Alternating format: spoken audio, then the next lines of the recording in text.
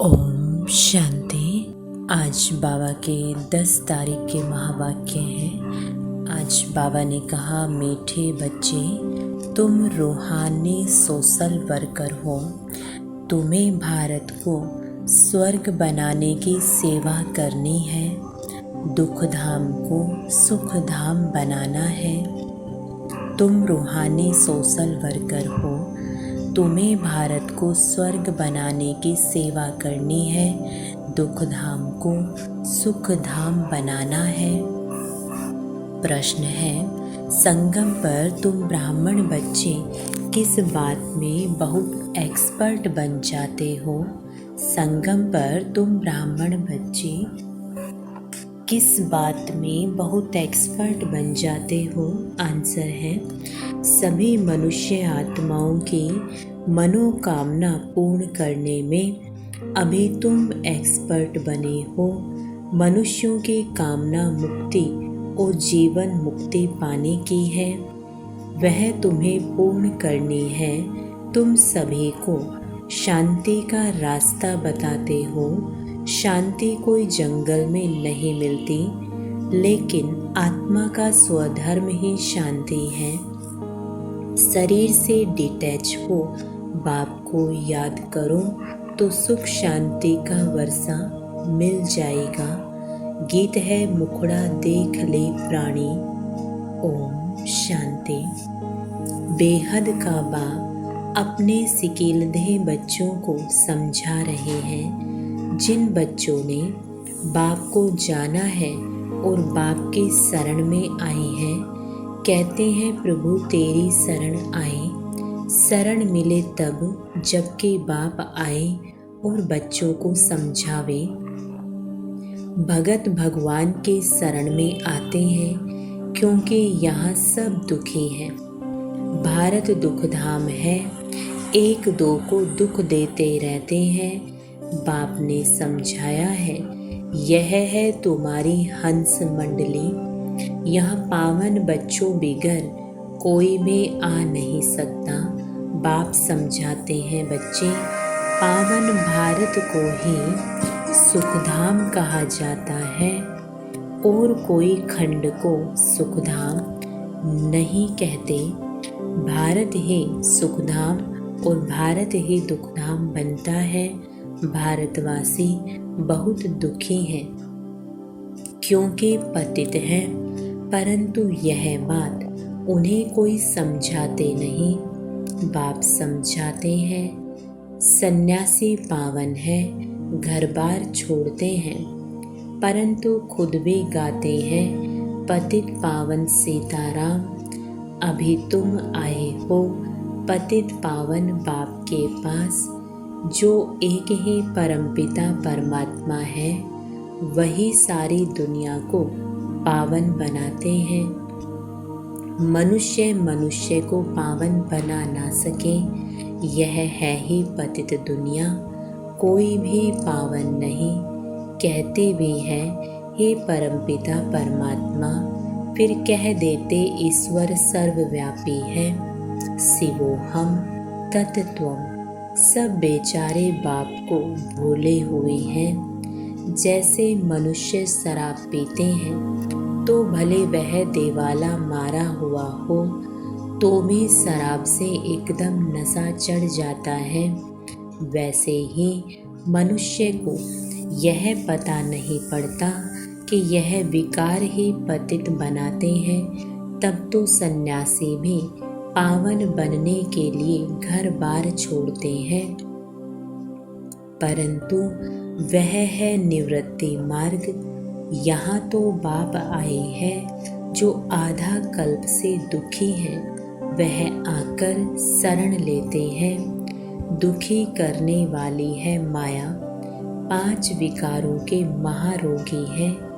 मनुष्य को रावण ने बिल्कुल असुर बनाया है। जब बिल्कुल दुखधाम बन जाता है, तब फिर बाप आकर सुखधाम स्थापन करते हैं। तुम हो रूहानी सोशल वर्कर। तुमसे बाप सेवा कराते हैं कि बच्चे, तुम इस भारत को स्वर्ग बनाओ। सारा मदार योग पर है। योग में कोई 7 रोज अच्छी रीति रहे तो कमाल हो जाए। ऐसे कोई योग में मुश्किल टिक सकेंगे। घर याद आएगा, मन भागता रहेगा। 7 रोज मशहूर है। गीता भागवत ग्रंथ का पाठ भी 7 रोज रखते हैं। यह रस्म रिवाज इस संगम युग की है। 7 रोज भट्टी में रहना पड़े, किसकी भी याद ना आवे। एक बाप के साथ योग लगा रहे। 7 रोज इस एक रस अवस्था में रहना, यह बड़ा मुश्किल है। तुम बच्चों के यादगार में यहाँ ही है। तुम अभी झाड़ के नीचे बैठकर राजयोग की तपस्या करते हो। जगत अम्बा भी है तो तुम बच्चे भी हो। तुम हो सभी मनुष्यों के सर्व मनोकामनाएं स्वर्ग में पूरी करने वाले, अथवा मनुष्यों को मुक्ति जीवन मुक्ति का फल देने वाले। तुम एक्सपर्ट हो। दुनिया में कोई नहीं जानते कि मुक्ति जीवन मुक्ति किसको कहा जाता है, कौन देते हैं। पतित दुनिया में कौन पावन बना सकते हैं। सन्यासी लोग शांति के लिए घर बार छोड़ते हैं, जंगल में जाते हैं, परंतु शांति तो मिल नहीं सकती। आत्मा का स्वधर्म है शांत, और मनुष्य बाहर ढूंढते हैं। यह किसको पता नहीं कि आत्मा का स्वधर्म शांत है। रानी के हार का मिसाल यह आर्गन्स है। चाहे कर्मेंद्रियों से काम लो या ना लो, हम आत्मा इस शरीर से अपने को डिटैच कर लेते हैं। जैसे रात को आत्मा डिटैच हो जाती है ना, सब कुछ भूल जाती है, उसको फिर नींद कहेंगे। यहाँ सिर्फ शांति में तुम बैठते हो। आत्मा कहती है मैं कर्मेंद्रियों से काम कर थक गई हूँ। अच्छा, अपने को शरीर से डिटैच कर लो। यह आर्गन्स है कर्म करने के लिए। यह नॉलेज बाप ही देते हैं। डिटैच कर बैठ जाओ, कुछ ना बोलो। परंतु ऐसे डिटैच हो कहाँ तक बैठेंगे, यह तो तुम जानते हो। कर्म बिगर कोई रह ना सके। डिटैच तो हुए, परंतु साथ में फायदा भी चाहिए। सिर्फ डिटैच हो बैठने से इतना फायदा नहीं होगा। डिटैच हो फिर मुझे याद करो तो तुमको फायदा होगा, शक्ति मिलेगी। बाप अपने बच्चों को समझाते हैं, बच्चे यह ज्ञान इंद्र सभा है। यहाँ तुम सब रत्न बैठे हो। कोई पत्थर बुद्धि बैठा होगा तो वायुमंडल खराब कर देगा, क्योंकि शिव बाबा की याद में रहेगा नहीं। उनको अपने मित्र संबंधी याद पड़ते रहेंगे। तुमको तो अपने बाप को निरंतर याद करना है। यह कोई कॉमन सत्संग नहीं है, यह बड़ी यूनिवर्सिटी है। मेडिकल कॉलेज में कोई अनपढ़ आकर बैठे तो कुछ नहीं समझेगा, उनको तो अलाउ नहीं करेंगे। सिर्फ देखने से कुछ समझ नहीं सकेंगे। इस नॉलेज को भी विकारी पतित समझ ना सके, इसलिए ऐसे को अलाउ नहीं किया जाता है। कोई कहे कि हम क्लास में आवे, लेक्चर सुने, परंतु इससे कुछ समझ नहीं सकेगा। यह यूनिवर्सिटी है मलेच्छ से स्वच्छ देवता बनने के लिए। यहाँ ऐसे कोई को अलाउ नहीं किया जाता है। बाप को तो जान ना सके, बाप है गुप्त। तुम जानते हो बेहद के बाप की शरण में आई है। बाप से सदा सुख का वर्षा लेने। बाप खुद कहते हैं, यह ब्रह्मा का जो शरीर है यह बहुत जन्मों के अंत का वानप्रस्थ वाला है। यह भी बहुत शास्त्र आदि पढ़ा हुआ है। अभी मैं सब वेद शास्त्रों का सार इन द्वारा सुनाता हूँ। ब्रह्मा के हाथ में शास्त्र दिखाते हैं। विष्णु के नाभि कमल से ब्रह्मा निकला समझाया है। विष्णु के नाभि कमल से ब्रह्मा, ब्रह्मा के नाभि कमल से विष्णु निकला है। ब्रह्मा सरस्वती दोनों कैसे नारायण लक्ष्मी बनते हैं, फिर 84 जन्म पूरा कर अंत में ब्रह्मा सरस्वती बनते हैं। उन्होंने फिर गांधी के नाभि कमल से नेहरू दिखाया है। अभी यहाँ तो क्षीर सागर है नहीं, यह है विषय सागर। क्षीर सागर सतयुग में दिखाते हैं। तुम बच्चे जानते हो, आधा कल्प से माया ने दुखी बनाया है। भारत जितना दुखी और कोई नहीं है। भारत जितना सुखी भी और कोई हो नहीं सकता। बाप कहते हैं, देवी देवता धर्म तो प्राय लोप होना ही है। तब तो मैं आकर फिर से नया धर्म स्थापन करूं। बरोबर अब स्थापन हो रहा है। तुम बच्चे आकर बाप से वर्षा ले रहे हो। जानते हो स्वर्ग में कौन राज्य करते हैं? बचपन में राधे कृष्ण, वही फिर लक्ष्मी नारायण बनते हैं। अब तो बाप आया हुआ है, भिन्न नाम रूप से लक्ष्मी नारायण पढ़ते हैं। श्री कृष्ण का सांवरा रूप यहाँ बैठा है। बाप इसको उस पार ले जाते हैं, शास्त्रों में दिखाते हैं। श्री कृष्ण को टोकरी में उस पार ले गए। अब शिव बाबा आया हुआ है। तुम बच्चों को आंखों पर बिठाकर स्वर्ग का मालिक बनाते हैं। सारी वंशावली को पढ़ाकर बाप ले जाते हैं कंसपुरी से कृष्णपुरी में। एक की तो बात नहीं है, रावणपुरी से तुम सबको निकाल नैनों पर बिठाकर सुखधाम ले जाता हूँ। मैं तुम बच्चों को स्वर्ग तक पहुँचाने आया हूँ। फिर इस पुरानी दुनिया का विनाश हो जाएगा। लड़ाई के बात भी शास्त्रों में है, परंतु समझते कुछ भी नहीं है। यह दादा भी बहुत शास्त्र पढ़ा हुआ था। अब बाबा कहते हैं, इन सबको छोड़ मामेकम याद करो, मैं सबका सदगुरु हूँ। कंसपुरी कलयुग को, कृष्णपुरी सतयुग को कहा जाता है। अब तुमको रावणपुरी से रामपुरी व कृष्णपुरी में ले चलता हूँ। चलेंगे सुखधाम कृष्णपुरी में? बाबा पूछ रहे हैं, चलेंगे सुखधाम कृष्णपुरी में? गाते हैं ना, भजो राधे गोविंद, यह हुआ भक्ति मार्ग। अभी तुम राधे गोविंद फिर से बन रहे हो। अभी तुम्हारा दोनों ताज नहीं रहा है, ना लाइट का ना राजाई का। पवित्र को ही लाइट का ताज देते हैं।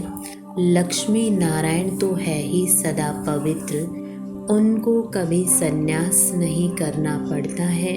सन्यासी जन्म लेकर फिर घर बार छोड़ते हैं पवित्र बनने के लिए। तुम्हारा 21 जन्मों के लिए यह एक जन्म का सन्यास होता है। वह कोई 21 जन्म पवित्र नहीं होते हैं। वह पहले तो विकारियों के पास जन्म ले पतित बन जाते, फिर पवित्र बनने के लिए घर बार छोड़ते हैं। वह है रजोगुणी सन्यास।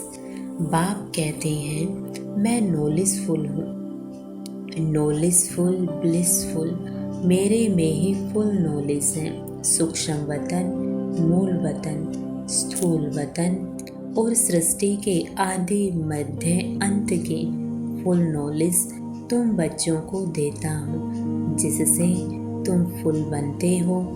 देवी देवताएं हैं ही फूल। तुम बच्चे बाप के गोद में आए हो।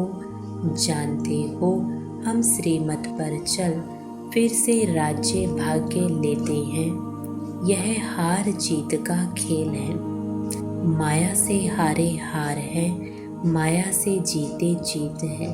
तुम सर्वशक्तिमान बाप से योग लगाकर शक्ति ले माया पर विजय पाते हो। समझते हो हमारा 84 जन्मों का ड्रामा अब पूरा होता है। हम फिर से राज्य भाग्य लेते हैं। लक्ष्मी नारायण को क्षीर सागर में दिखाते हैं। यह है विषय सागर। राधे कृष्ण तो छोटे बच्चे थे।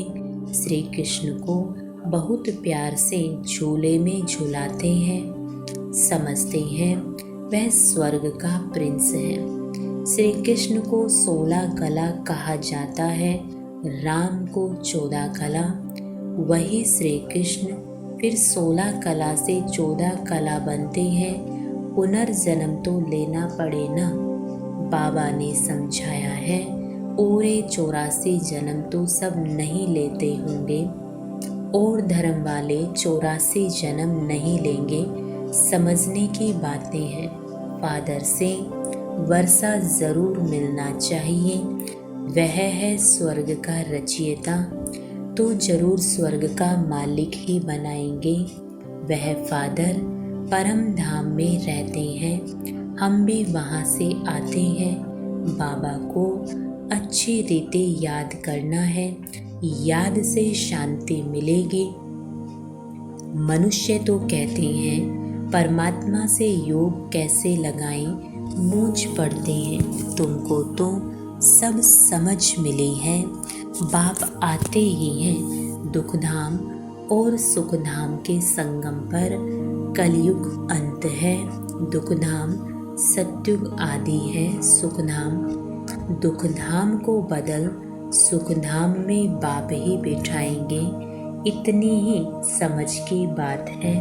यह पढ़ाई पवित्रता के बिगर कोई पढ़ ना सके, इसलिए यहाँ पतित को नहीं बिठाया जाता है।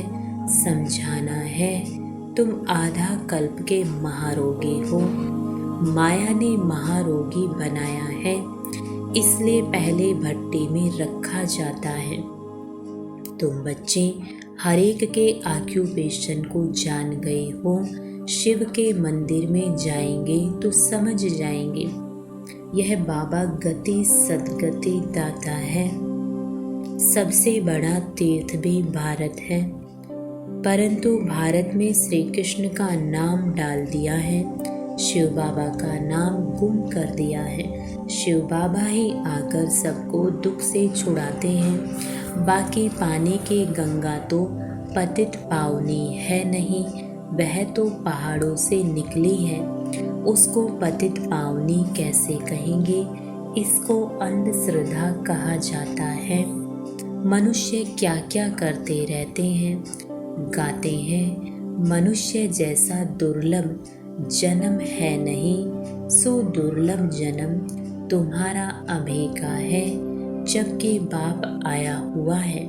यह तुम्हारा अमूल्य जन्म है। तुम पवित्र बन भारत को स्वर्ग बना देते हो, इसलिए शिव शक्ति भारत माता गाई हुई है। तुम जानते हो बाबा पवित्रता की मदद से भारत तो क्या सारी दुनिया को पवित्र बनाते हैं। जो जो पवित्रता की अंगुली देते हैं, मन मनाभव रहते हैं, वही मददगार है। इसका अर्थ भी तुम समझते हो, यह दादा भी नहीं समझते थे। इनके बहुत गुरु किए हुए हैं, शास्त्र पढ़े हुए हैं। तब बाबा कहते हैं मामेकम याद करो, मैं ही तुम्हारा सब कुछ हूँ। गति सदगति दाता हूँ। मनुष्य तो पतित है, अब तुम आए हो शिव बाबा के पास ब्रह्मा द्वारा वर्षा लेने। इस निश्चय बिगर कोई आ ना सके, आकर और ही अशांति फैला देंगे। तुम भारत को सुप्रीम शांति में ले जाते हो। यह है स्थापना का कार्य जो मनुष्य कर ना सके। तुम भी शिव बाबा की मदद से कर रहे हो। तुमको भी प्राइज क्या मिलती है? स्वर्ग के मालिक बनते हो। ऐसे बाबा के बनते भी फिर निश्चय बुद्धि नहीं है तो माया एकदम हव कर लेती है। अच्छा, मीठे मीठे सिकीलदे बच्चों प्रति मात पिता बाप दादा का याद प्यार और गुड मॉर्निंग। रूहानी बाप के रूहानी बच्चों को नमस्ते। हम रूहानी बच्चों की रूहानी बाप दादा को गुड मॉर्निंग और नमस्ते।